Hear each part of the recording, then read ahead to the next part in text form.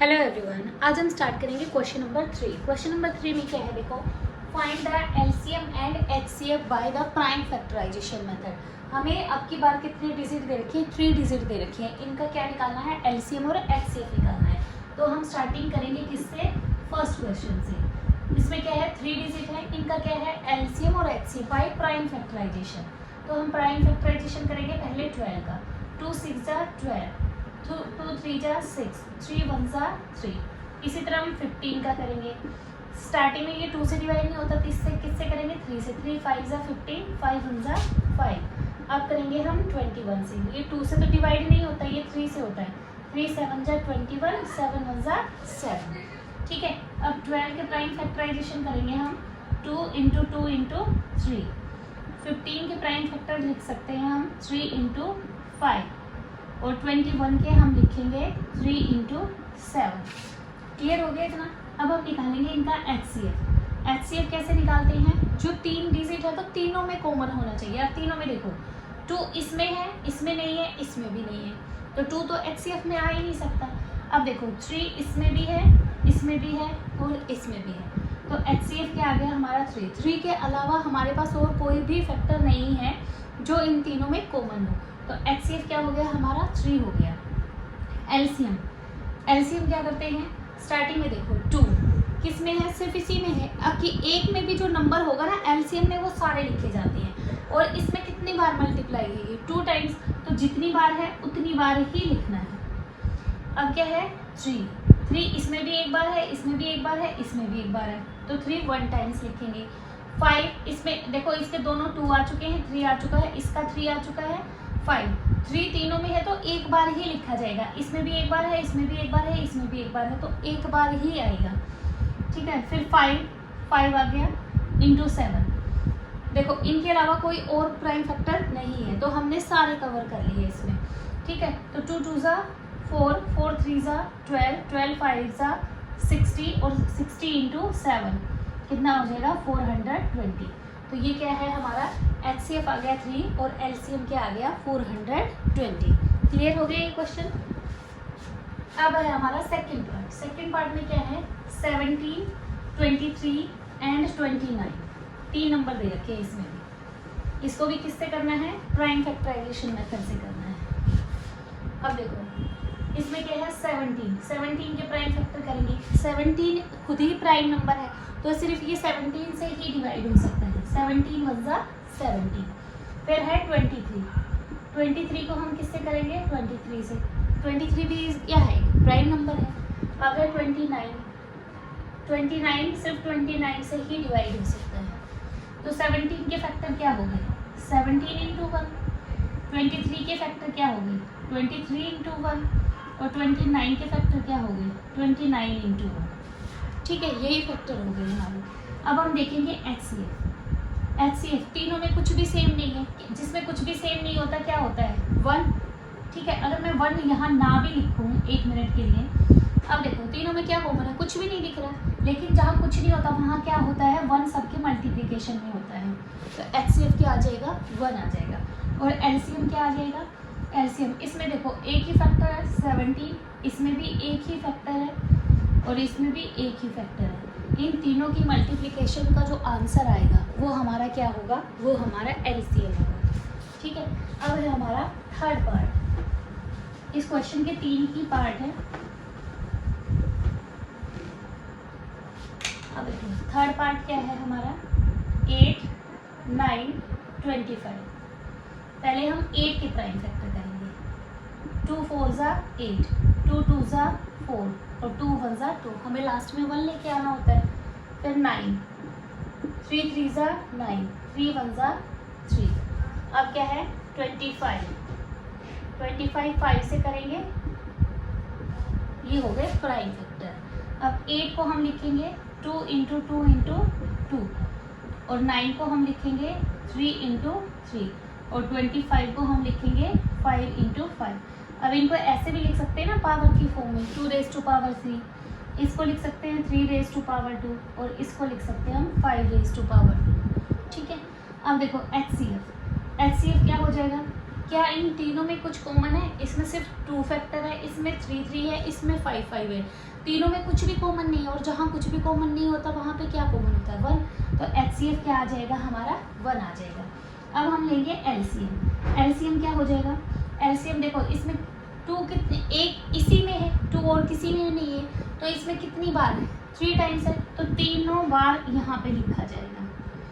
3 कितनी बार है? 3 टाइम्स है, और 5 कितनी बार है? 5 टाइम्स है, 2 टाइम्स है।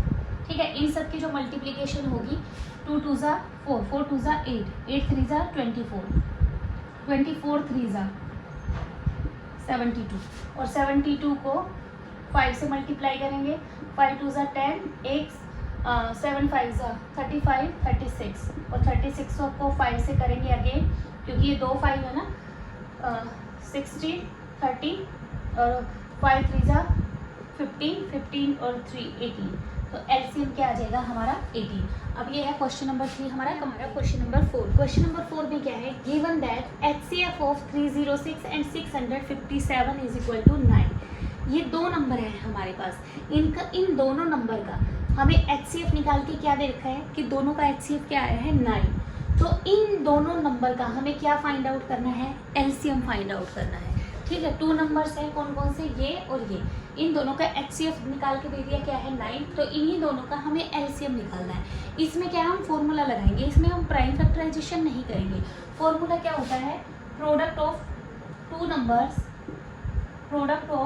Numbers is equal to HCF into LCM। Product of 2 number, 2 number कौन से हैं? फर्स्ट नंबर ये है, सेकंड नंबर ये है हमारा, तो इन दोनों की मल्टीप्लिकेशन कर दो, 306 into 657।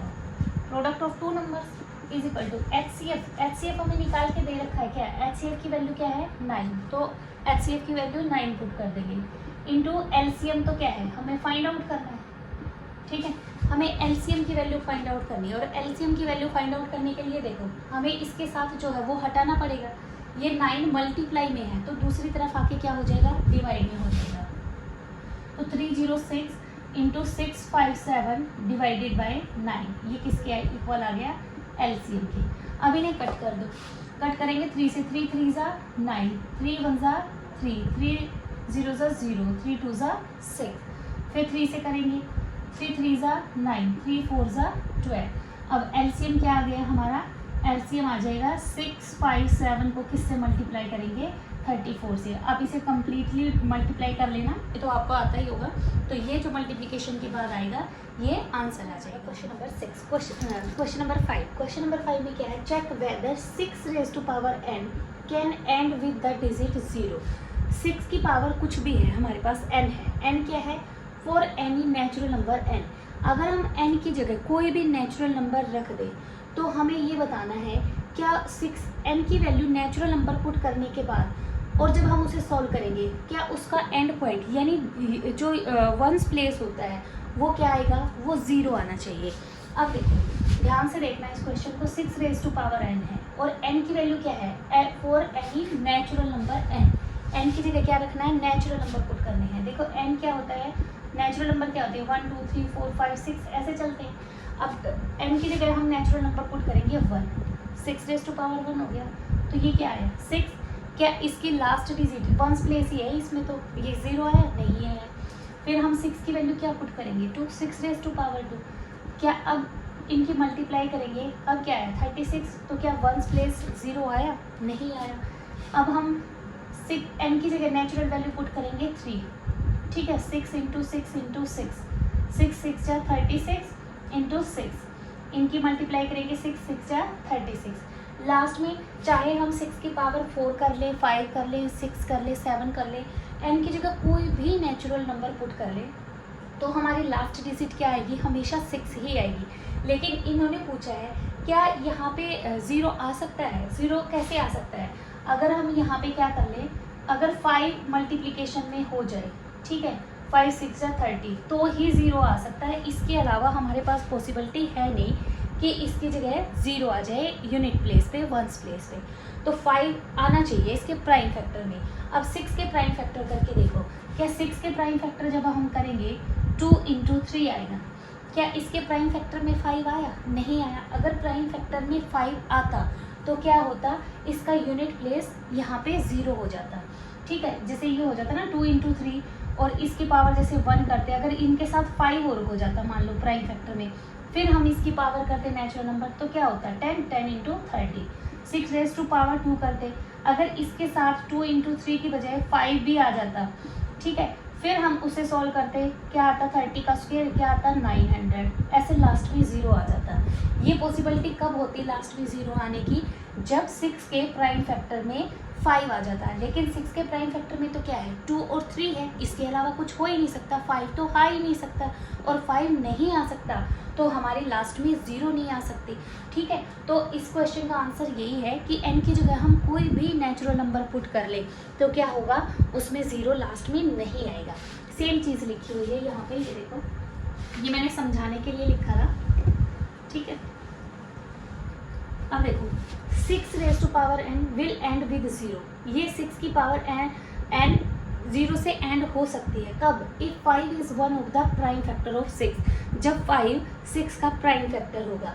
But prime factor of 6 क्या है 2 और 3 है, ठीक है। तो since 5 is not a prime factor of 6, hence 6 raise to power n can not be end with 0, इसलिए 6 की पावर n, हम n की जगह कुछ भी वैल्यू पुट कर ले वो 0 से एंड नहीं होगी। क्लियर हो गया हमारा। Explain why 7 into 11 into 13 plus 13 and this term जो है आर कंपोजिट नंबर, कि ये दोनों कंपोजिट नंबर है। क्यों है कंपोजिट नंबर, हमें ये बताना है, ठीक है। ये कंपोजिट नंबर तो है लेकिन क्यों है ये बताना है। अब कंपोजिट नंबर क्या होते हैं, मैंने बताया था जो नंबर 2 से ज़्यादा नंबरों से डिवाइड हो जाए, जैसे क्या है 4 है, 4 को हम किस किस से डिवाइड कर सकते हैं, 1 से तो हर नंबर को हम डिवाइड कर ही सकते हैं, तो इसके कितने फैक्टर हैं, हम इसे 1 से भी डिवाइड कर सकते हैं, हम इसे 2 से भी डिवाइड कर सकते हैं, और हम इसे 4 से भी डिवाइड कर सकते हैं। 2 से ज़्यादा नंबरों से जो नंबर डिवाइड हो जाए, 3 नंबरों से या 3 से ज़्यादा नंबरों से अगर एक नंबर डिवाइड होता है तो हम उसे क्या बोलते हैं, कंपोजिट नंबर बोलते हैं।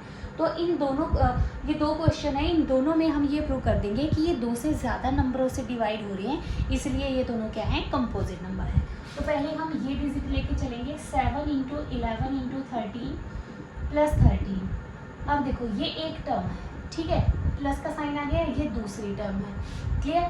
अब इन दोनों टर्म्स में क्या है 13 कॉमन है, 13 इसमें भी है इसमें भी है, हमने 13 कॉमन निकाल दिया, तो यहाँ से क्या बचा हमारा 7 इंटू 11 प्लस 13 था, 13 कॉमन आ गया, तो यहाँ पे क्या बचा 1 बचा, तो ये 13 बाहर है, इसे सॉल्व करेंगे हम 77 प्लस 1। अब देखो 13 इंटू 78 ये आ गया। अब ध्यान से देखो ये नंबर 13 से भी डिवाइड हो सकता है, 13 से 13 कट जाएगा, 13 से डिवाइड हो गया पूरा कंप्लीटली, इसका एक फैक्टर क्या हो गया 13 हो गया, 1 से तो ये हो ही सकता है, 1 भी इसका एक फैक्टर है। अब देखो जो 78 है इसको हम किससे डिवाइड कर सकते हैं, इसको हम 2 से डिवाइड कर सकते हैं, तो इसका एक प्राइम फैक्टर क्या आ गया 2 भी आ गया। हमें करके नहीं दिखाना, हमें जस्ट ये फाइंड आउट करना है कि ये 2 से ज़्यादा नंबरों से डिवाइड हो जाए, और 2 से ज़्यादा नंबरों से हमने ये डिवीज़न दिखा दी। हमने तो 1 तो था ही था, 2 भी हो गया और 13 भी हो गया, टोटल मिला के कितने हो गए, और ज़्यादा भी हो सकते हैं, लेकिन हमारी कंडीशन कितनी होती है 2 से ज़्यादा करने की होती है, 2 से ज़्यादा हमने करके दिखा दिए। This number is divisible by more than 2 numbers, that's why this number is composite number. Clear हो गया ये।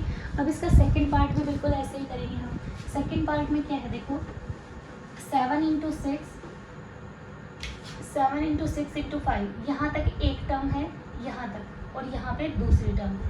अब इन दोनों में से क्या निकालने, 5 कॉमन निकालने, क्योंकि 5 यहाँ पे भी है और 5 यहाँ पे भी है, तो 5 जब हम कॉमन निकालेंगे तो ये बच जाएगा 7 इंटू 6, 5 कॉमन आ गया, 4 इंटू 3 इंटू 2 इंटू 1, और प्लस में क्या हो गया 1 हो गया, तो 5। अब इसे सॉल्व करेंगे, सॉल्व करके देखो 2 1 जा 2, 2 3 जा 6, 6 4 जा 24, 24 6 जा 6 4 जा 24 to 144, ठीक है। यहाँ तक की मल्टीप्लिकेशन क्या होगी 144 होगी। अब इसे 7 से भी मल्टीप्लाई कर दो, 7 4 जा 28, 2 7 4 जा 28 और 2 30, 0 3 7 1 जा 7 और 10, 108 प्लस में 1, ठीक है। अब इसे ऐड करेंगे हम तो ये हो जाएगा 109। अब ये देखो ये नंबर 5 से भी डिवाइड हो सकता है, ये नंबर 1 से भी डिवाइड हो सकता है, और ये नंबर 109 से भी डिवाइड हो सकता है।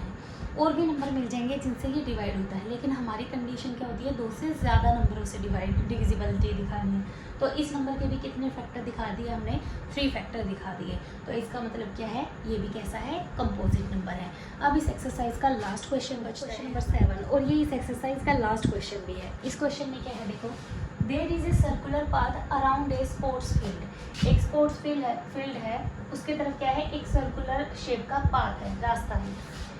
Sonia takes 18 minutes to drive 1 round of the field. Sonia नाम की एक लड़की है, वो यहाँ से शुरू करती है और इस डायरेक्शन में जाती है, और वो कितना टाइम लेती है, 18 मिनट्स लेती है इसका एक राउंड लगाने में।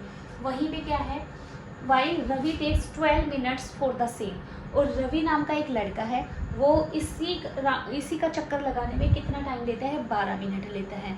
ठीक है, तो हमें ये बताना है कि वो दोनों, मान लो ये मान के चल रहे हैं हम कि दोनों ने यहाँ से स्टार्ट किया और सेम डायरेक्शन में किया, इसी तरफ दोनों यहाँ पे खड़े हैं, दोनों ने इकट्ठा चलना स्टार्ट किया है, तो यहाँ पे इस तरफ सेम डायरेक्शन में चल रहे हैं वो, तो वो दोबारा यहाँ पे कितने टाइम के बाद मिल जाएंगे, दोनों इकट्ठे हो जाएंगे।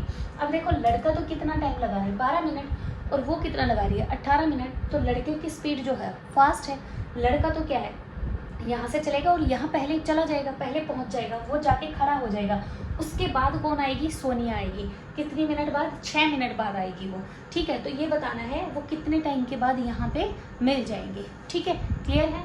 तो अब हम क्या करेंगे, जब ऐसी सिचुएशन हो कि कितने टाइम बाद वो दोनों इकट्ठे मिलेंगे, तो हम 18 मिनट्स का और इसका क्या निकाल देंगे, हम एलसीएम निकाल देंगे।